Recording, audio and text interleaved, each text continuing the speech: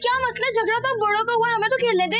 सही तो कह रहा है, रोज सुबह आप लोग क्यों खड़ी हुई हो? एक बात बता रही हूँ मैं तुम्हें, मेरे बच्चे रुबीना और शोकी के बच्चों के साथ हरगिज नहीं खेलने। क्यों, ऐसा क्या हो गया? हाँ क्यों, क्या हुआ? तुम्हें तो कुछ पता ही नहीं है। और जब से जायदाद इनके नाम हो गई है ना, इनकी तो शौकियां नहीं खत्म हो रही। बड़े सेठ के बच्चे बन गए दोनों। हाँ भाई, सेठ तो बन गए, जायदाद में नाम तो आया है। मेरी बात सुन, अपनी बहन और उसके शौहर का ना ज्यादा साइड लेने की जरूरत नहीं है, मैं बता रही हूँ। वो पहले तो सारी सब्जी दाल टमाटर वही ला के देता था, अब मुझे क्या कहता है, शौक के नहीं लाने का तुम्हारी चीजें। बड़ा आया शौकी सेठ। अरे यार, आज गर्मी बहुत है ना, मूड नहीं होगा इसलिए कह दिया होगा उसने। उसकी मूड की ऐसी की तैसी, हर वक्त तो अपनी कुकड़ के कारोबार। मुझे बाबा को मुर्गी दे, मुझे बाबा को मुर्गी देंगे। तो खा उसकी मुर्गी, मुझसे जूतियां खाएगा। तो मैं बता रही हूँ। अरे अरे, क्या हो गया है? क्या हो गया? दिन रात वो अपना चिकन का कारोबार बनाने की सोच रहा है, और अपने आप को देखो, कब से कह रही हूँ दुकान को जनरल स्टोर बना लो, पता नहीं किन बातों में गुम रहते हो तुम। मैं बता रही हूँ, मैं इन शोखो शोदों के साथ मजीद नहीं रह सकती, मुझे अलग घर चाहिए। देखो, रहेंगे तो हम लोग इकट्ठे। हम सब इकट्ठे रहेंगे, कोई इकट्ठे नहीं रहेगा। ये वाला जो सीन था ना, ये सारा खत्म हो गया, कोई इकट्ठे रहना नहीं चाहता। तुम्हारी अपनी बहन और बनोई तुम्हारे साथ नहीं रहने चाहते। कहाँ हो तुम, कहाँ हो? मुझे ये बताओ। शौकी जो है ना, वो किंग शौकी बन गया है। अच्छा, मैं बात करता हूँ उससे। पापा आपने इनकी सुने ही नहीं, आपको पता है ऐसे ही बहाने ढूंढती है लड़ने के। और तू ना मुझे बहाने दे रही है तेरी कुट लगाने के। मैं बता रही हूँ, बल्ले से इतनी जोर का तुझे मारूंगी, तू बल्ला उठाने के लायक नहीं रहेगी। अब मजीद भाई, मुझे आपसे बात करनी है। पैसे आप लोगों के नाम पर अभी तक हुए नहीं है, और आप लोगों के बीच नफरतें इतनी पैदा हो गई हैं।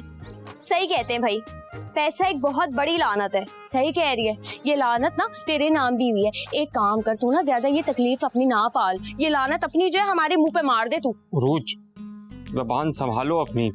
क्या ज़बान संभाल के? संभालो तो तुम सारों को, अपने घर वालों को। मैं बता रही हूँ और आखिरी बार बता रही हूँ, अब मैंने इनके साथ नहीं रहना, कुछ भी कर लो। ए चल, कोई खेलने की जरूरत नहीं है। बच्चों को छोड़ दो इधर। बच्चों की ऐसी की तैसी, चल।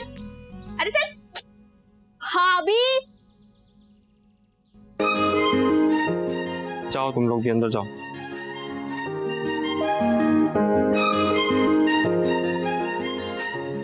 यार हो। हाय। क्या हुआ, इस तरह क्यों बैठे हो सब? वही हुआ जिस बात का डर था। यार वो प्रॉपर्टी वाली बात पे इश्यूज चल रहे हैं पूरे घर में। पैसे अभी तक आए नहीं, और घर वालों ने प्लानिंग करना शुरू कर दी है। किसी ने जनरल स्टोर का नाम रख लिया है, कोई बहुत बड़ा पोल्ट्री फार्म बनाने के लिए जा रहा है, और चिकन और अंडे किस किस को देने, सब कुछ प्लानिंग। लेकिन आपको पता है, उरूज भाभी वो बाहर मजीद भाई से कह रही थी कि इस घर का बंटवारा करो, मुझे हिस्सा चाहिए, मुझे नहीं रहना इन लोगों के साथ। नहीं चलो, ये मेरा नहीं ख्याल कोई इतनी बड़ी बात है, एक दो दिन में ठंडी हो जाएगी। भाई, ये छोटी मोटी बहस जब खत्म होती है जब पैसे नहीं होते, और जब आपके पास पैसे आ जाते हैं ना, तो यही बहस ना अनख्तियार कर लेती है। आपको पता है, आज शोकी भाई ने उस काम से मना कर दिया जो वो पिछले 10 साल से करते आ रहे हैं इस घर के लिए।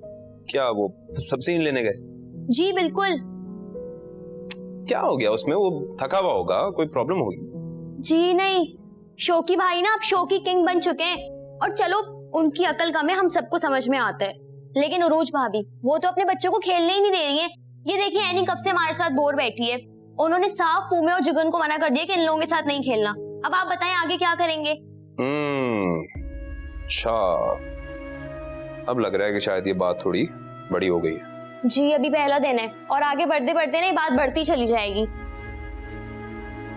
खैर, तो काम करते हैं ना कि बाबा को बोलते हैं कि हम अभी इस बंटवारे वाली बात से एग्री नहीं कर रहे, हम जब करेंगे तब बात कर लेंगे इस बारे में, फिलहाल ये बात दब जाए। ना होंगे पैसे, ना होंगे रिश्तेदारों में अनबन। आपको पता है, एक मिडिल क्लास बंदा ना जब अमीर बन जाता है ना, तो ना ही उसकी शराफत रहती है, ना ही उसकी इज्जत।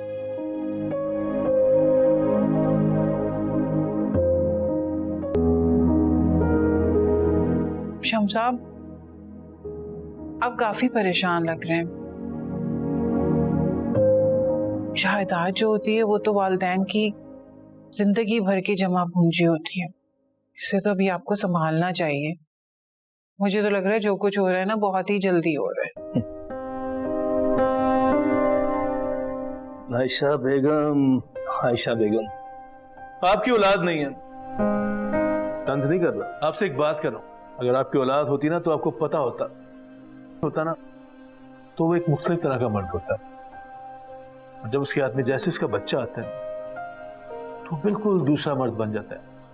पहले वाला मर्द दूसरे वाले मर्द से बहुत मुख्तलिफ होता है। बच्चे से पहले वो सोचता है मैं अपने लिए नए कपड़े लूंगा, नई जूती खरीदूंगा, बड़ा सा घर लूंगा, गाड़ी खरीदूंगा, अच्छी अच्छी जगह पे जाके खाना खाऊंगा।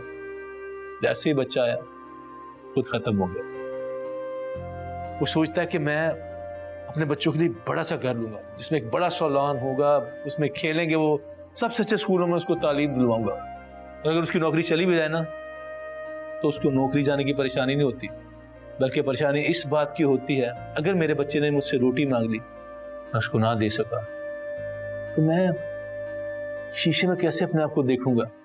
बड़े हो जाते हैं तो उसको इसकी फिक्र होती है कि मेरे बच्चे यूनिवर्सिटीज में पढ़ेंगे, कॉलेज जाएंगे, उनके खर्चे कैसे पूरे करूंगा।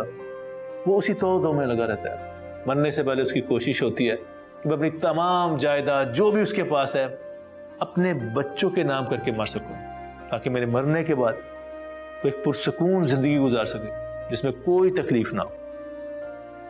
जी गलत तो नहीं कह रहे ना? अस्सलाम वालेकुम। बाबा,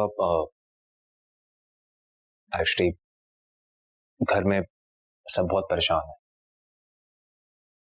आपने अभी जायदाद उनके नाम करने की बात ही नहीं की, लेकिन उन्होंने बंटवारे का सोच लिया। शौकी भाई को अपना पोल्ट्री फार्म खोलना है, फरूज भाभी उनको अपना जनरल स्टोर खोलना है, जिमी चाचू चाहते हैं कि राजा की शादी कराएं और उस लड़की के नाम पे आपसे बहुत सारे पैसे हैं। तो इसमें बुराई पैसे जाया करने का तो नहीं सोच रहा ना। और मजीद कब से खिला रहा मैं, रोज उसकी अपनी बीवी से 10 मरतबा लड़ाई होती है, कभी भी उसने अपना हाथ रोका हमारी मदद करने से। अब अगर वो अपना बिजनेस बड़ा करना चाहता है तो करने दो यार उसे। बाबा लेकिन आप अभी जिंदा हैं। मैं जिंदा हूं तुम्हारे लिए, उन लोगों के लिए। कि मैं तो ये कहूंगा कि तुम भी अपना हिस्सा लेकर कोई छोटा मोटा सा बिजनेस स्टार्ट करो और आगे बढ़ो यार। बाबा लेकिन आप कहां जाएंगे?